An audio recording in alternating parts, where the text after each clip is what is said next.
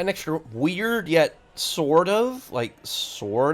not credible, sort of believable, I'd say, theory on Selene's other sons. So Selene mentioned that she has plural sons. We don't know anything if she has any daughters, but we do know that she has some sons. And there's the possibility of there being more. Like, who knows if maybe like the reveal of the Moonlight Beauty Gods is they're somehow related to Selene. But I think we can at least assume, as of right now, that Selene has multiple sons. It could literally be two, regardless of which. Let's just go with let's just go with the one. I was talking and I immediately remembered that, like, the comment about Mimi's sense of smell, and it was like, oh, is she a dragon slayer? And Wendy's like, no, it's a little different. I'm like, what is Mishima like gonna do with that? Like is that just a coincidence, or is he gonna reveal that Hakuni, Mimi, and oh, actually no, I was gonna say Hakuni, Mimi, and Yoko were like maybe dragons, but it's like no, because Mimi got hurt by magic. You know, you can kind of make a case for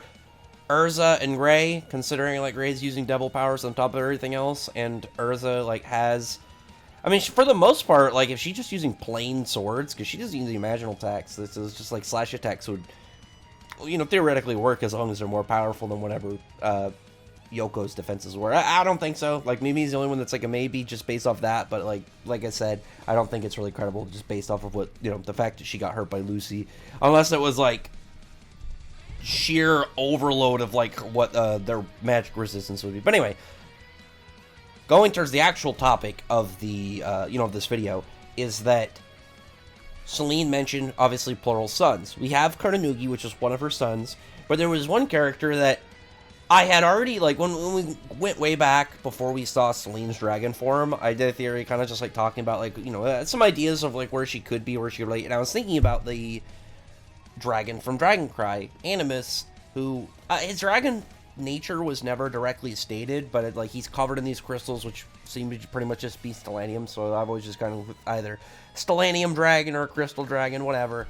But the thing about, like, when you really look at him and aspects about like how he as a dragon works, he could be one of Selene's sons. And there's both I'll go into the reasons of why, like, he himself could be and why it could work after that for the story.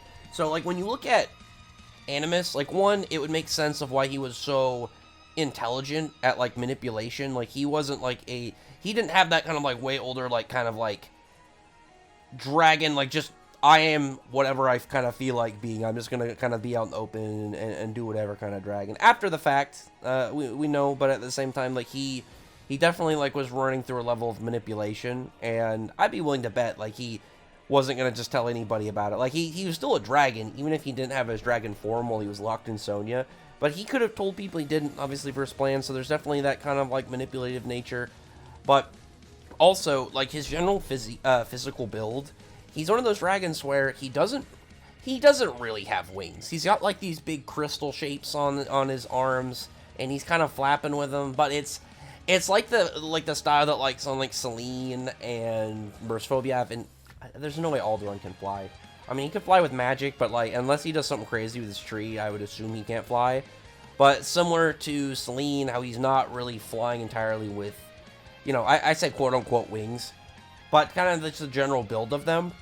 And on top of that, when you look at Stellanium, like, what it essentially did was it absorbed energy from, like, the sun, moon, and stars, kind of like how fairy glitter works, and converts it into energy and stores it inside the crystals. And where does that kind of, like, go into? Like, when you think about it, obviously, like, stuff in space, like celestial bodies and whatnot, Selene being a moon dragon goddess, like, it would make sense of power-wise where they would connect.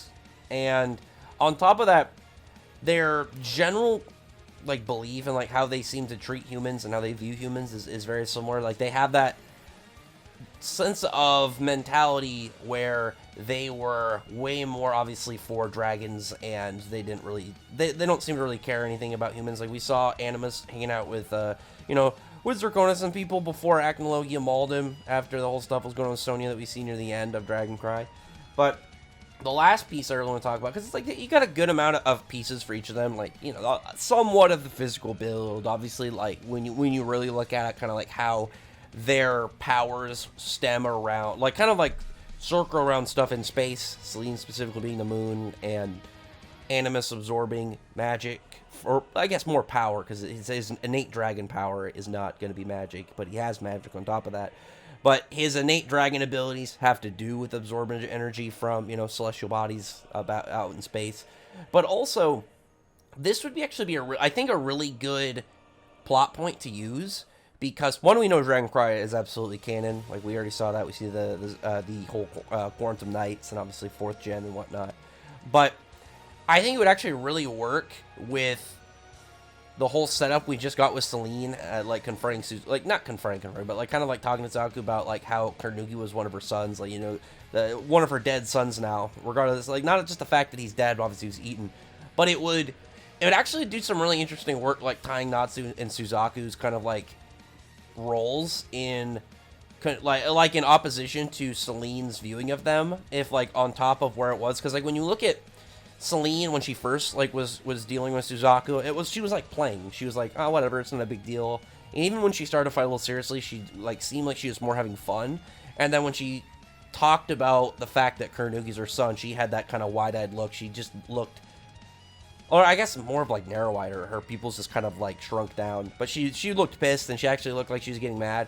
Whereas like we saw with Natsu when she first confronted Natsu, that she had the same kind of playful nature. But if she knew that, like, say Animus was one of her sons, Natsu obviously being the person that killed him in, the events of Dragoncry, that would, I think, be really cool just to have, like, the tie-up for Natsu and Suzaku, because Selene would then kind of just look at them both the same way, and kind of, like, pair them up the same way. And I don't know, I think it'd be a really neat way to tie her to other events. Because so far she's had like a lot of really good, just kind of like generations to stuff that's happened, even stuff that we hadn't seen. And we only recently got information on, like the stuff with Carnegie and Diablos. But then you can go all the way back to Daedalus and how, that arc pretty much happened because of her.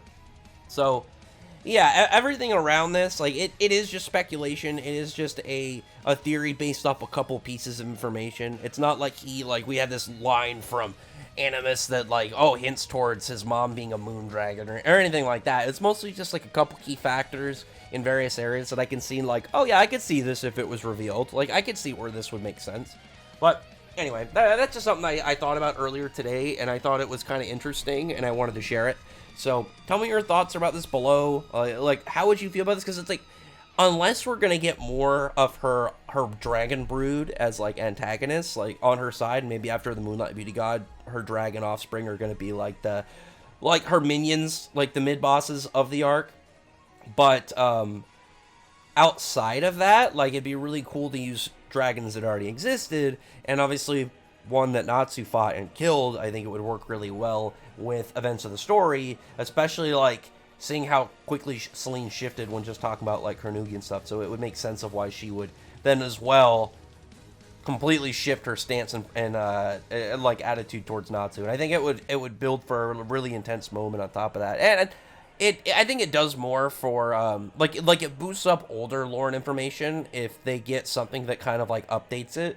Like if we had like obviously like the stuff with Daedalus, it's like, oh, Daedalus got pretty much updated, not on the totality of what happened, but a little bit of general information having to do with Selene that was added on to that lore, which I thought was really cool.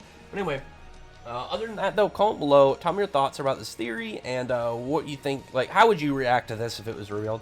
Other than that though, comment below, thumbs up the video for the like button, subscribe, and check out my other videos. But I appreciate you guys. Subscribe. Thank you all for listening. Bye.